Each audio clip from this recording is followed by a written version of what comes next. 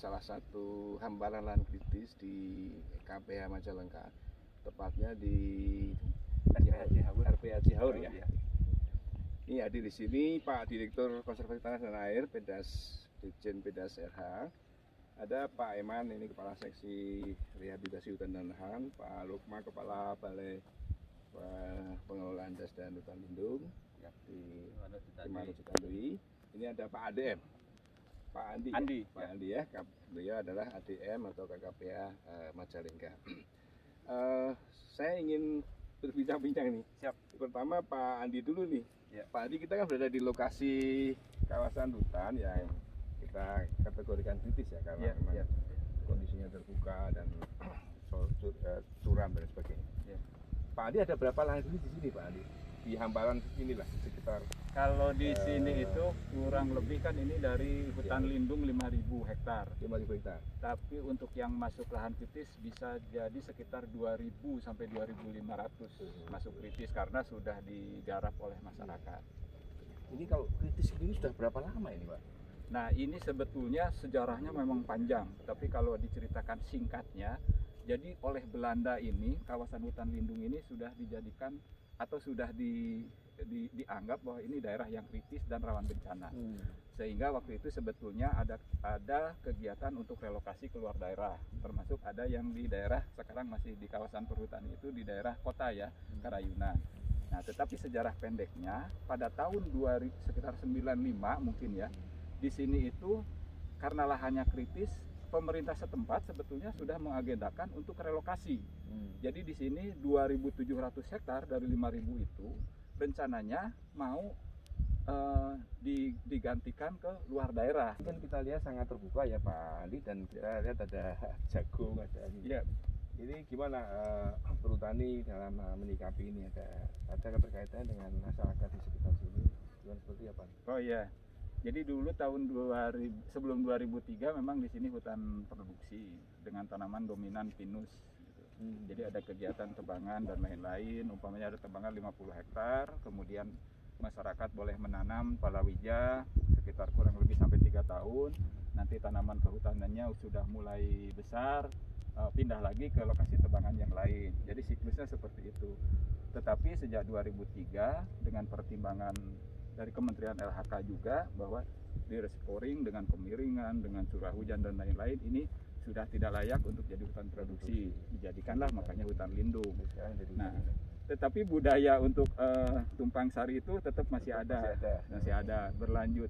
Dan kita jadi relatif lebih tanda kutip mungkin ya, jadi lebih repot mensikapinya itu karena tidak lagi ada posisi bertambah penduduk dan lain-lain, tidak bisa. Yang ini boleh ditanami, kemudian nanti tebangan di sebelah sana pindah ke sana.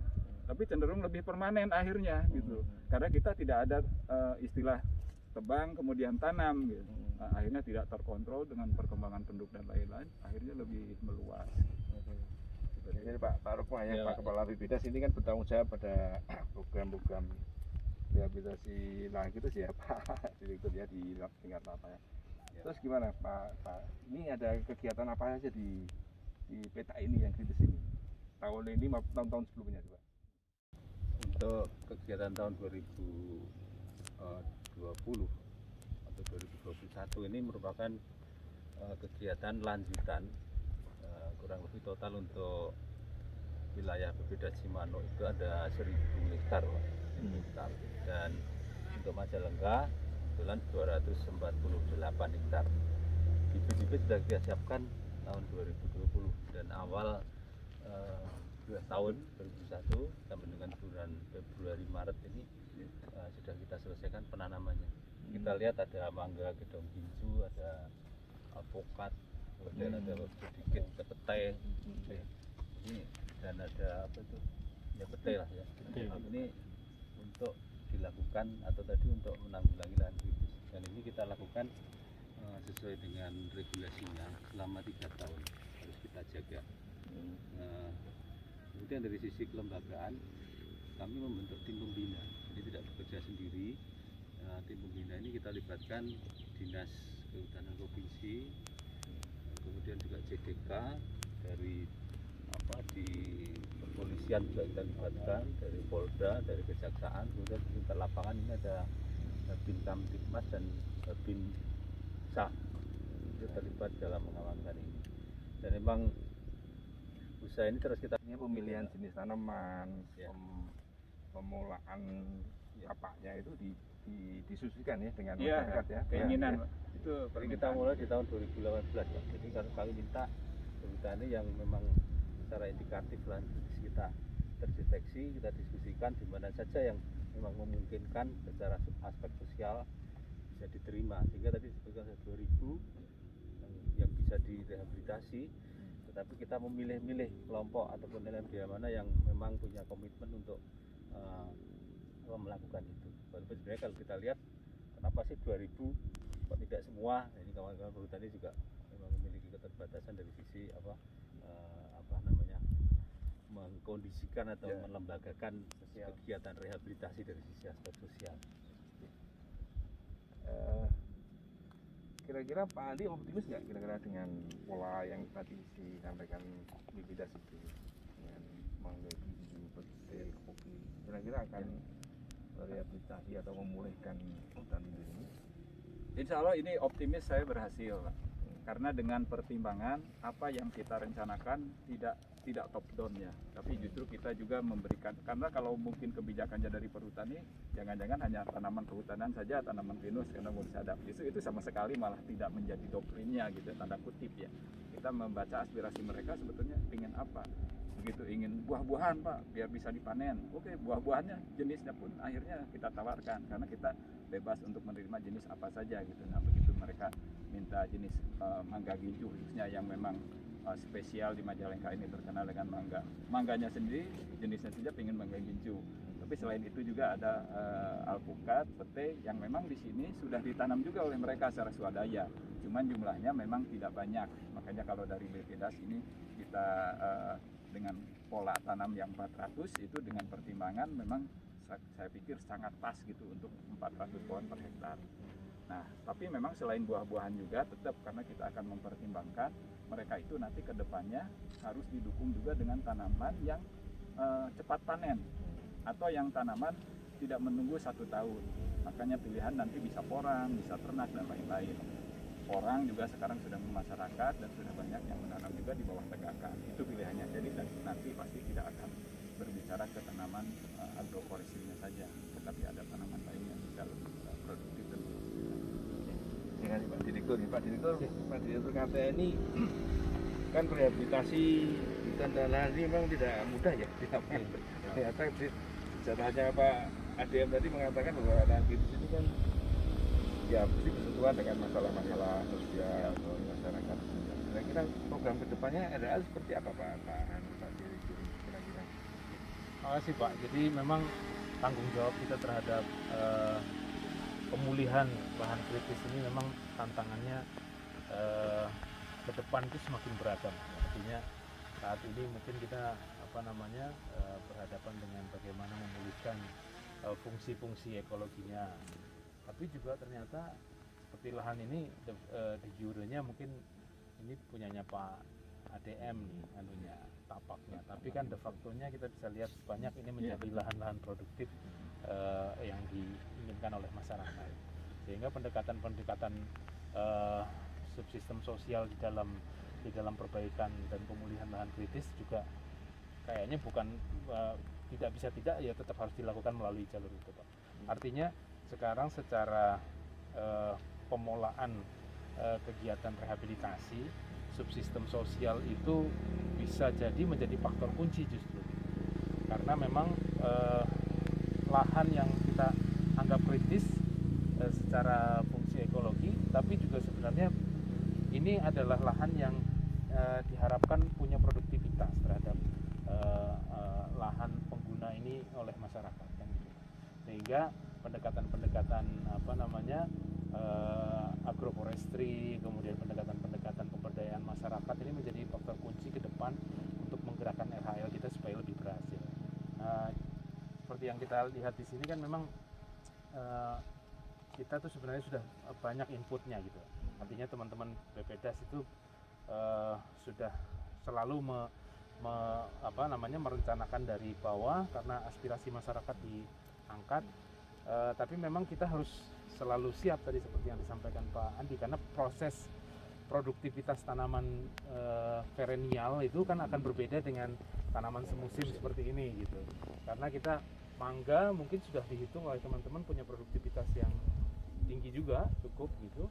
Tetapi masa untuk mendapatkan produktivitas dari tanaman mangga itu ada masa tunggunya gitu Pak, ada delay time-nya lah gitu. Nah, di sementara delay time-nya itu ada, kita juga harus tetap mempersiapkan bagaimana ruang-ruang produktif ini bisa dimanfaatkan tapi tanpa mengganggu tanaman yang akan nantinya berfungsi secara merehab tanah secara ekologis, tapi juga punya fungsi-fungsi ekonomi. Jadi sekarang kolaboratifnya luar biasa Pak untuk nanti juga kegiatan RH terkait dengan mungkin pihak lain ya atau sektor lain gitu ya, mungkin harus diperhitungkan. Pak Rukma, ini kan dari aspek konservasi tanah kan, meskipun kita tanam ini sambil tadi kan Pak Direktur perennial tadi kan mungkin perlu waktu gitu, tapi erosi kan terjadi nih gitu.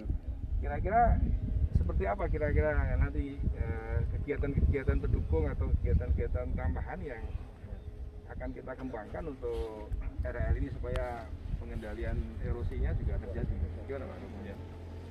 Jadi mungkin memang pelaksanaan penanaman yang kita lakukan di petak 16A ini sudah selesai penanamannya. Tetapi beberapa kegiatan tambahan atau pendukung baru kita mulai sampai dengan akhir kuartal keempat nanti April ini. Nah, ini yang harus kita segera lakukan sesuai dengan komitmen kita, itu menambah menambah tanaman-tanaman penguat terasnya. Di samping ada perbaikan teras. Ini memang di dalam rancangan teknis yang kita susun juga ada perbaikan bangunan konservasi tanah. Ada dalam komponen ada dalam komponen ini ya. Sehingga kita optimalkan nanti dengan komitmen kita, nanti kita manfaatkan karena ini sifatnya kolaboratif. Ya, apa yang bisa bermanfaat pada saat kita menanam tanaman penguat itu. Jadi mungkin nanti akan kita tanam rumput-rumputan, termasuk kalau kita lihat tadi ada serai juga, walaupun mungkin juga itu kurang tepat.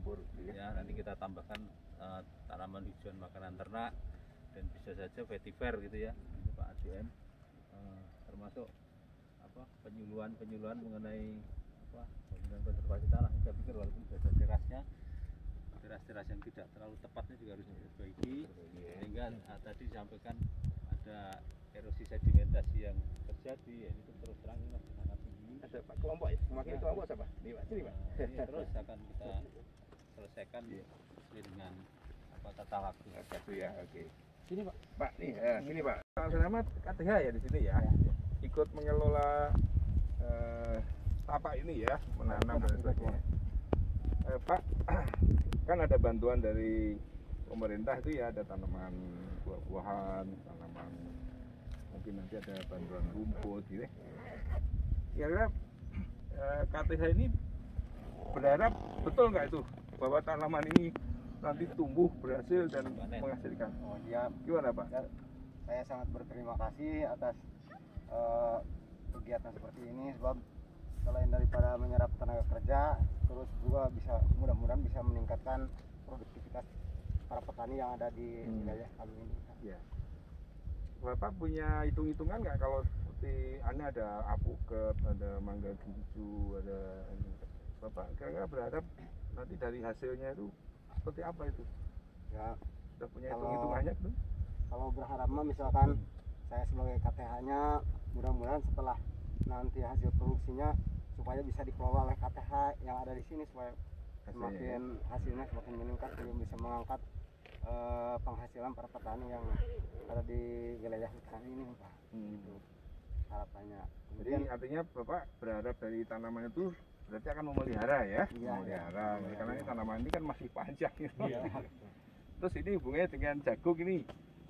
Kan jagung sudah lama ya Pak ya? Iya. Dan memang mungkin makanan terus ada ini.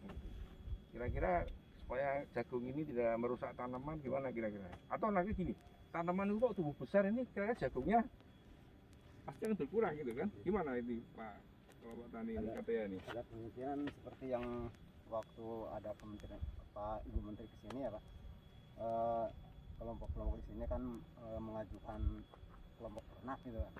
Mudah-mudahan sekalipun para petani yang ada di sini tidak menanam jagung, karena ada harapan nanti di sela-sela pohon ini akan ditanami rumput gajah dan kodok, mudah-mudahan jadi tidak menggantungkan dari tanaman jagung Pak. Ya. Artinya kalau KTH siap lah ya kalau jagungnya ini berkurang ya, suatu saat digantikan dengan tanaman lain yang lebih baik ya, lebih artinya dari segi lingkungan Iya. Bapak juga akan mendapatkan nilai ekonomi yang tinggi.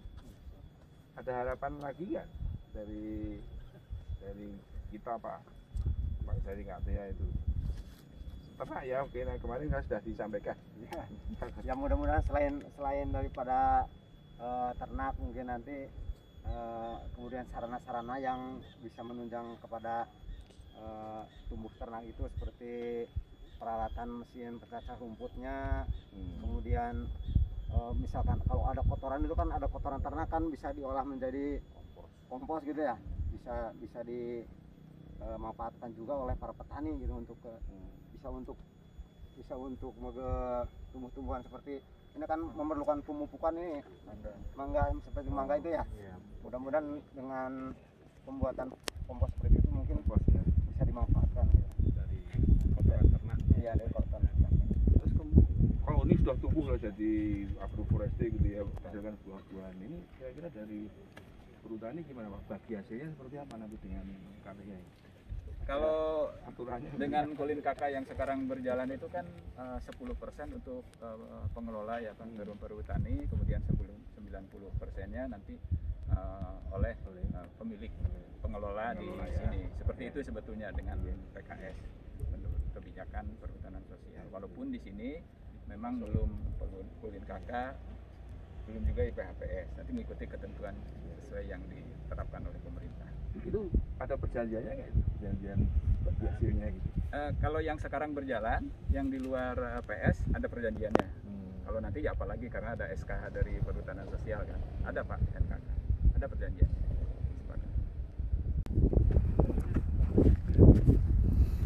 Inilah tipikal lahan kritis di Bantar Rujak sini. Meskipun ini kawasan hutan, tapi ya seperti ini sejarahnya tadi disampaikan oleh ADM bahwa ini dulunya hutan produksi tumpang sari, dan saat ini fungsinya dirubah menjadi hutan lindung. Jadi kondisi ini harus diupayakan untuk ditanami vegetasi tetap. Nah, itu tadi dilaksanakan kegiatan penanaman yang memberikan nilai ekonomi juga bagi masyarakat, yaitu mangga, kemudian ada pete, ada kopi, ada alpukat dan sebagainya. Kita lihat memang kalau seperti ini tanpa penguat teras, meskipun ada terasnya tapi nggak ada penguat teras, ini akan tetap terjadi erosi. Ini harus kita atasi nanti dengan rumput-rumput penguat teras, si bibit-bibit terasnya. Kemudian nanti harus diberi bangunan KTA secukupnya, saluran pembuangan air. Ini indikasi erosi terjadi di alur-alur ini. Ini adalah contoh, ini real erosion, jadi ini erosi parit ya, erosi parit. Jadi juga lama-lama ini bisa menjadi erosi gali, erosi jurang. Ini ada rumput serai, tanaman serai ini juga lumayan untuk mengendalikan erosi, namun harus dicampur dengan tanaman-tanaman lain. Kemarin ada arahan dari Ibu Menteri dengan tanaman vetiver dan juga rumput-rumput hijau makanan ternak yang lain. Kalau kita lihat ini solumnya sudah menipis. Ini adalah subsoil ini. Jadi ini adalah Ini sudah subsoil, artinya topsoilnya sudah tidak ada di bagian ini. Mungkin di bagian nah ini masih ada topsoilnya, tapi kalau ini kita biarkan erosi terjadi, suatu saat akan habis topsoilnya menjadi subsoil seperti ini.